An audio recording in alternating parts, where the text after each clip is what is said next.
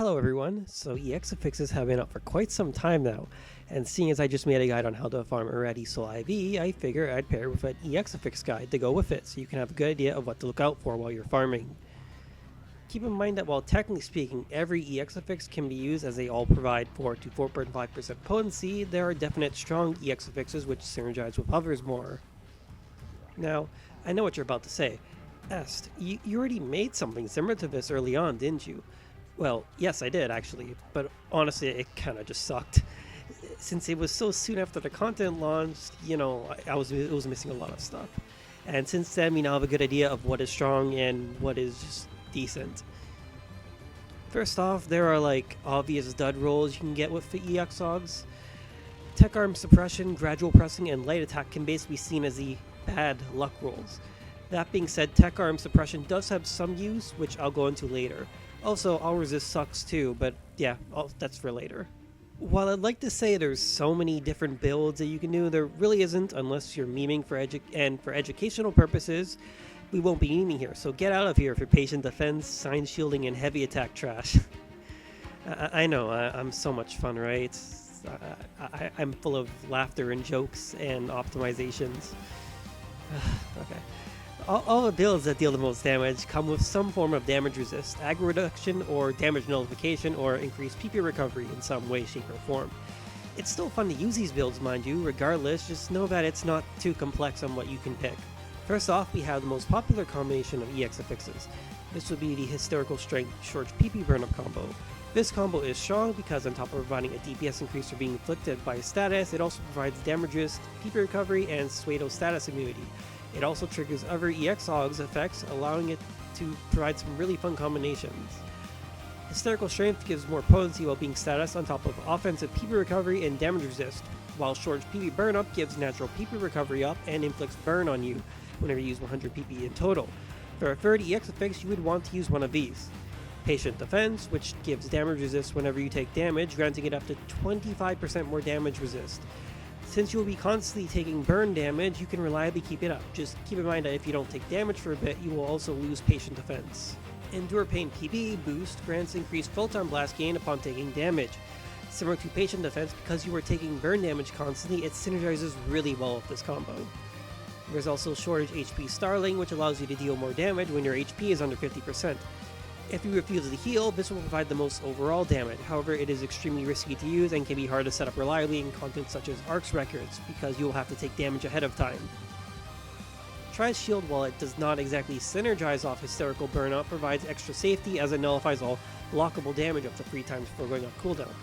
By blockable damage, I mean you can still get hit by Solus's unblockable attacks, but the average attack can be blocked by Tri's Shield up to 3 times before it goes off cooldown. Next, we have Lively HP Starling and Tri-Shield.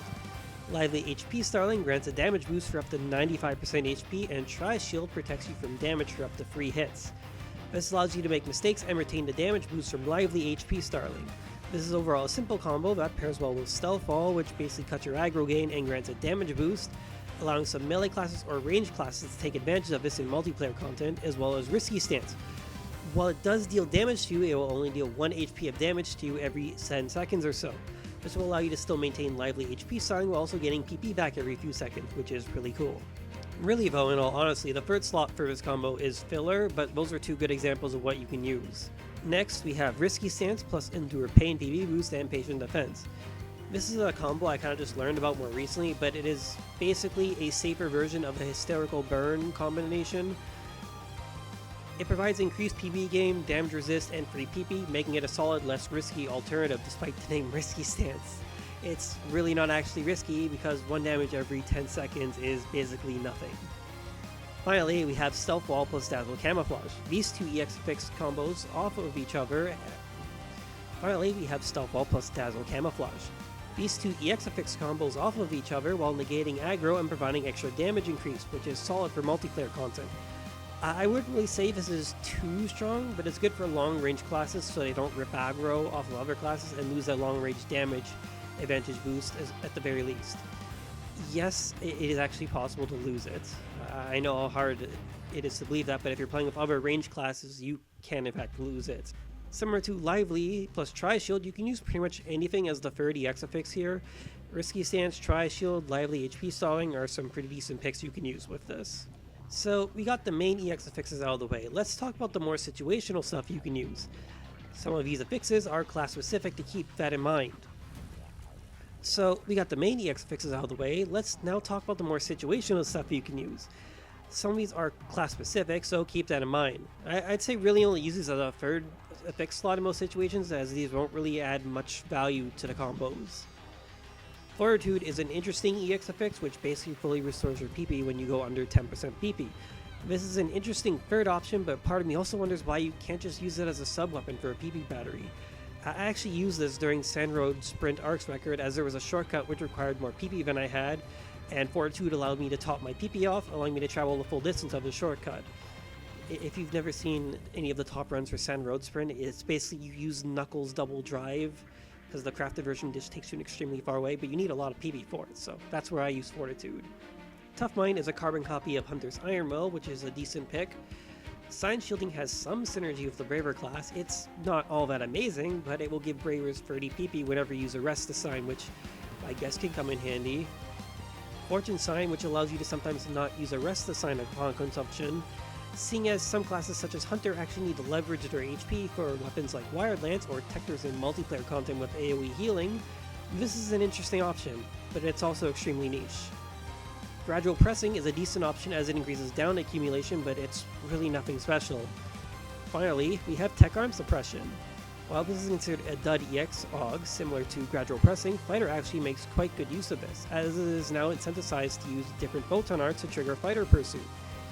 Seeing as Photon Arts like Backhand Strike are costly to use, this is a good pick if you have nothing else and you play Fighter. So we got that out of the way. Let's talk about what I'm sure everyone wants to hear about. What's the most valuable EX effects combination? The answer to that is pretty simple, and that's Hysterical Strength, Pain PB Boost, and Shortage PP Burnup. Getting one of these bad boys is easy beside even with substat stuff, just because in general it provides a lot of utility as well as damage. This is not a EX fix to slack on. So that leads us to the final portion of this EX fix guide, the substats. There are 5 different substats you can roll: HP, PP, HP and PP, damage resist, and status resist, or all resist as Sega calls it for some bizarre reason. I'll just say it right now and spare you a me lecture though. X is the most valuable substat because it provides both HP and PP. H and P, which are HP and PP separately, are the next best options, and damage resist and all resist are basically garbage rolls on substats. Damage resist is still better than all resist, but it's really nothing impressive. Keep that in mind while looking for EX AUGs with good substats, as good substats can also raise the value of an EX affix.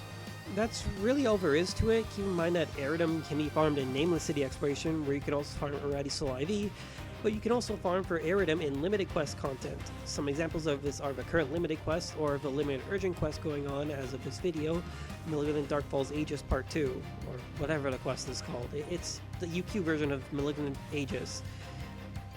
EX affixes are crazy strong and add some fun additions to the gameplay, so make sure to farm for a combination that you enjoy first and foremost. With that being said, I hope you enjoyed this video and good luck on the hunt. Here's to hoping we get more types of EX fixes later down the line as well.